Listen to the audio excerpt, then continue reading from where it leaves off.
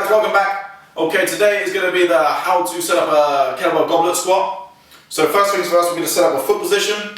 Okay, so first how I like to set it up is around shoulder width. Okay, so everyone's anatomy is different, but this is just going to be just generalized. Okay, so go around the shoulder width position, feet straight, or you can have them slightly turned out.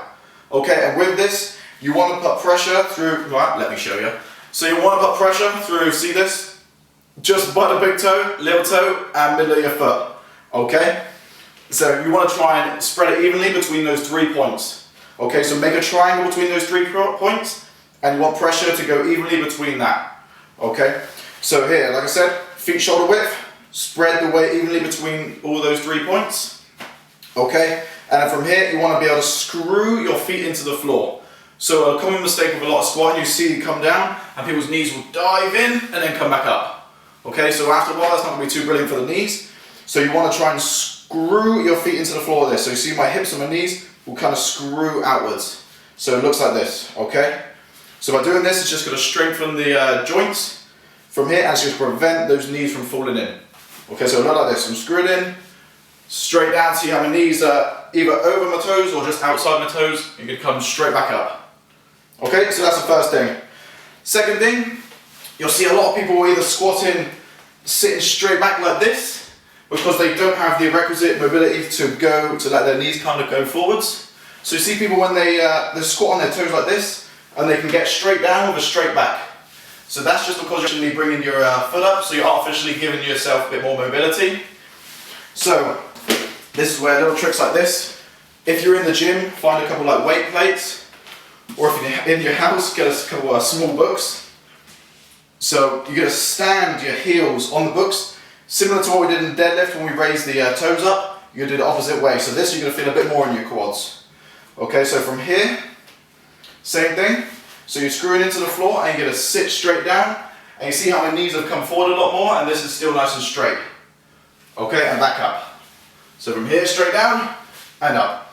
When you allow your knees to come forward more, this is going to put a bit more tension on your quads. When you sit back in your squat like this is going to put more tension in your bum. Okay? So it depends whether you want to make it a knee dominant exercise or a hip dominant exercise. If you want to get more out of your quads, then raise them up and let your knees go forward a bit more if you don't have the requisite mobility. Okay? You can also do this by adding the kettlebell. So if you add the kettlebell to the front, it's going to make it a bit more quad dominant as well. So that's why front squats are a bit more quad dominant. So the reason for that is when it's loaded in the front, this acts as a counterbalance, which allows your torso to be a bit more upright. So when you go down, see your knees are going to travel a little bit further forward, so this can be a little bit more quad dominant. Okay?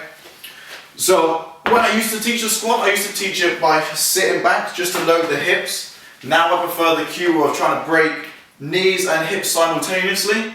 So that looks a bit more like this. So imagine you're just going to try and sit straight between your feet, okay? So simultaneously break, and you're just going to sit straight down and back up. Okay? Okay, so the one thing where if you don't have the requisite mobility to allow your knees to travel too far forward, you're not going to be able to sit too deep into the squat. So you'll see a lot of people try and go that deep, and they go down, they go down, they go down, and then see my back here starts curving around. Okay?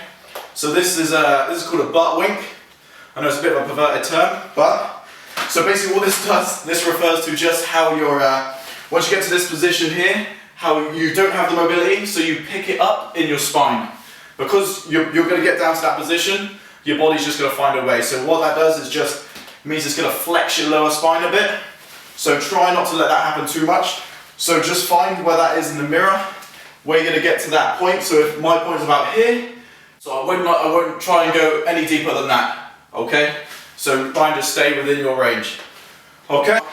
Starting with a goblet squat is a great way to start as you are loaded in the front, and it allows you to get down a little bit further, but always check yourself in the mirror. So just check your technique, because before you start loading loads and loads of weight up, you want to make sure you've got a really good technical base, okay? If you are a beginner, the goblet squat is the perfect place to start. If you don't have a kettlebell, then use a dumbbell. So just get really strong using a dumbbell before you start loading the bar. So there's more things that can go wrong with a bar. If you've got the weight here, you're in a bit more of an upright position, and it's going to be a bit safer for you. Okay, all the key points from today's lesson are here. Okay, so just pause the video, check them out, and we'll see you soon. Cheers.